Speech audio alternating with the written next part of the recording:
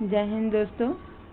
हम लोग पार्ट 4 में चल रहे हैं, देख रहे हैं क्लास 7 और चैप्टर भी 7 है। हम लोग इससे पहले 3 पार्ट 1, पार्ट 2, पार्ट 3 कंप्लीट कर चुके हैं और ये 4 पार्ट है। इसे भी हम लोग समझते हैं। इसमें समझेंगे बंगाल नज़दीक से एक नज़र, बंगाल के बारे में इसमें जानेंगे और आसान भाषा में समझने की एनसीईआरटी को कोशिश करेंगे। एक क्षेत्रीय भाषा का विकास कैसे हुआ, किस प्रकार हुआ, कब हुआ, इसे हम लोग जानेंगे। जैसा कि हमने प्रारंभ में देखा कि हम अक्सर क्षेत्रों में नाम वहाँ के निवासी द्वारा बोली जाने वाली भाषा के अनुरूप निर्धारित करते हैं। मतलब जहाँ के लोग जो भाषा बोलते हैं उसके अनुसार वहाँ के क्षेत्र का नाम रख दिया जाता है या वहाँ के नामों से लोग बुलाने लगते हैं। निवासियों द्वारा बोली जाने वाली भाषा के अनुसार निर्धारित करते हैं। जैसे भोजपुर में भोजपुरी बोली जाती है तो उसे हम लोग भोजपुरी, कोई व्यक्ति भी रहे तो उसे भोजपुरिया बोल देते हैं। तो उसी प्रकार मैथिली बोलने वालों को हम लोग मैथिली बोल देते हैं और उस व्यक्ति को भी मैथिली नाम से बुला देते हैं, उसी प्रकार है। इसीलिए हम यह मान लेते हैं कि बंगाल में हमें बंगाली बांग्ला ही बोलते थे। मतलब जो लोग बंगाल में रहते हैं वो बंगाली बोलेंगे, बिहार में रहने वाले भोजपुरी बोलेंगे, मगही बोलेंगे, हिंदी बोलेंगे और उसके बाद मैथिली बोलेंगे, कुकुड़ी बोलेंगे, संथाल बोलेंगे। मतलब यहाँ की जो भाषा है क्षेत्रीय भाषा उसे लोग बोलेंगे। किंतु यह एक दिलचस्प बात है कि आज बंगाली संस्कृत से निकली हुई है। ये बंगाली भाषा जो है वो किससे निकली हुई है? संस्कृत भाषा से ही बंगाली निकली हुई है। इसीलिए संस्कृत को सभी की दादी बोला जाता है। प्रारंभिक ईसा पूर्व प्रथम शास्त्री के मध्य भाग के संस्कृत ग्रंथों के अध्याय से यह पता चलता है कि बंगाल के लोग संस्कृति की उपजी हुई भाषाएं नहीं बोलते थे। तो फिर नई भाषा उद्भव कैसे हुई? मतलब वो लोग बोलते हैं कि ये संस्कृत की नहीं है। तो सबसे पहले जो भाषा बोली जाती थी वो संस्कृत और प्राकृतिक थी। यदि ये बंगाली जो है संस्कृत की नहीं है तो बताओ किस से है? आखिर किसी भी भाषा को उद्गम होने के लिए किसी न किसी का सहारा चाहिए होता है। सबसे पहले बंगाली रामायण के तालपत्र की पांडुलिपियों का एक पृष्ठ है। देखिए ये बंगाली में लिखा गया है, उसी छोटा सा पाठ था।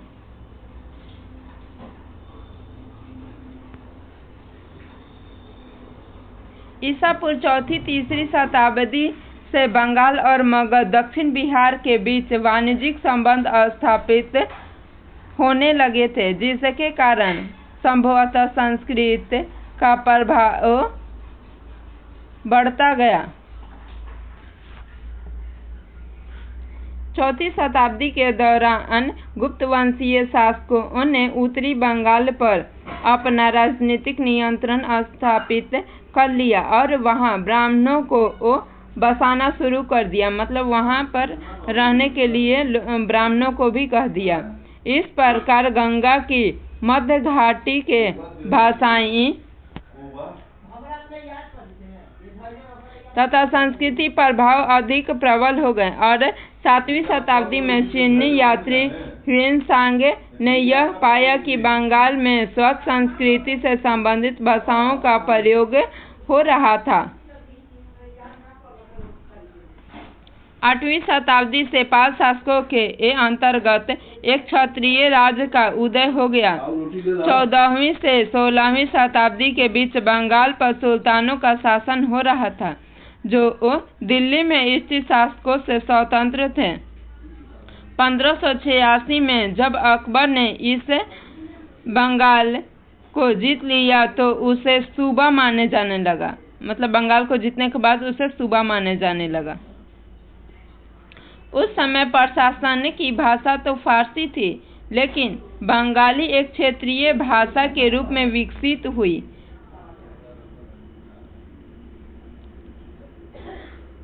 वस्तुतः 15वीं शताब्दी तक आते आते उपभाषाओं तथा बोलियों का बंगाली समूह एक सामान्य साहित्यिक भाषा के द्वारा एकबद्ध हो गया। यह साहित्य भाषा उस क्षेत्र के पश्चिमी भाग की बोलचाल की भाषा थी, जिसे अब पश्चिमी बंगाल कहा जाता है, पश्चिम बंगाल। यद्यपि बंगाल का उद्भव संस्कृत से हुआ है, यह अपने क्रम में विकसित के अनेक अवस्थाओं से गुजरती है। इसके अलावा गैर संस्कृत शब्दों का एक विशाल भंडार जो जनजातीय भाषाओं, फारसी और यूरोपीय भाषाओं सहित अन्य स्रोत से इसे प्राप्त हुआ है, आधुनिक बंगाल का एक हिस्सा बन गया है। बंगाल की प्रारंभिक साहित्य की 2 श्रेणियों में बांटा गया है। एक ऐसी संस्कृत की श्रेणी और दूसरी उससे स्वतंत्र है। पहली श्रेणी में संस्कृत महाकाव्य के अनुसार मंगल काव्य शाब्दिक अर्थों में शुभ यानी मांगलिक काव्य को स्थानीय देवी देवताओं से संबंधित है।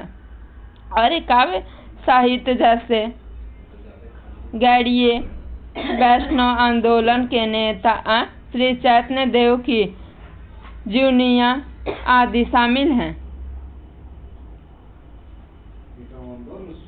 दूसरी श्रेणी के नाथ साहित्य शामिल है, जैसे मैनामती गोपीचंद्र के गीत, धर्म ठाकुर की पूजा से संबंधित कहानियाँ, परीक्षाएँ, लोक कथाएँ और गाथा गीत शामिल हैं।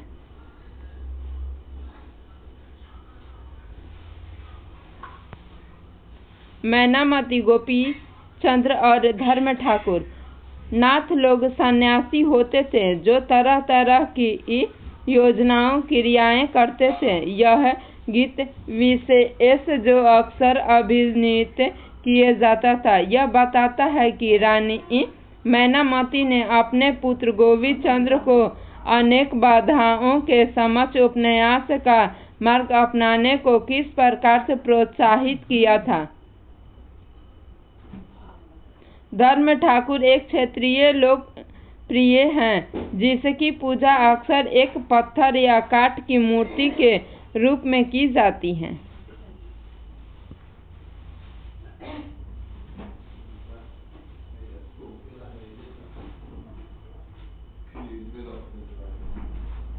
पहली श्रेणी के ग्रंथों का काल निर्णय करना अपेक्षाकृत सरल है, क्योंकि ऐसी अनेक पांडुलिपियां पाई गई हैं जिसमें यह इंगित किया गया है कि उनकी रचना 15वीं शताब्दी के उत्तरार्ध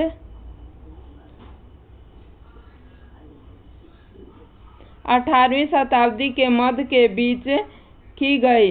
दूसरी श्रेणी की कृतियाँ मौखिक रूप से कहीं सुनी जाती थी, मतलब एक बोल कर ही एक दूसरे से ऐसी बातों का आगे बढ़ाया जाता था। उस समय लिखने का कोई उतना महत्व नहीं था। लोग मौखिक रूप से याद करते थे, किसी बात को एक पीढ़ी से दूसरी पीढ़ी पहुंचाते थे, इसीलिए उसका काल निर्णय सही नहीं किया जा सकता। इसीलिए उस समय के बारे में कोई भी चीज़ 100% नहीं बताई जा सकती है। वे खास तौर पर पूर्वी बंगाल में लोकप्रिय थी। वहाँ ब्राह्मणों का प्रभाव अपेक्षाकृत कम था। पीर और मंदिर।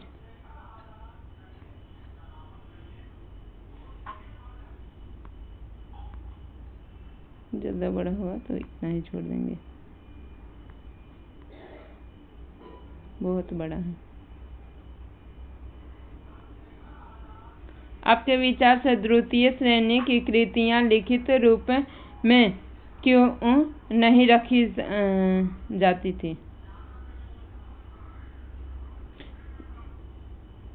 फारसी भाषा का शब्द है जिसका अर्थ आध्यात्मिक मार्गदर्शन, पीर और मंदिर।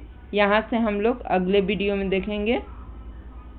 आपने लाइक शेयर और सब्सक्राइब कर दीजिएगा। हम वीडियो छोटा इसीलिए रख रहे हैं ताकि आप लोगों को भी पढ़ने में दिक्कत ना हो, और वीडियो छोटा रहे तो पढ़ने में भी मन लगता है।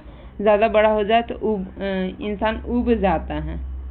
चलिए आप लाइक शेयर और सब्सक्राइब कर दीजिएगा, अपने दोस्तों को भी शेयर कर दीजिएगा। जय हिंद, जय भारत, बाय।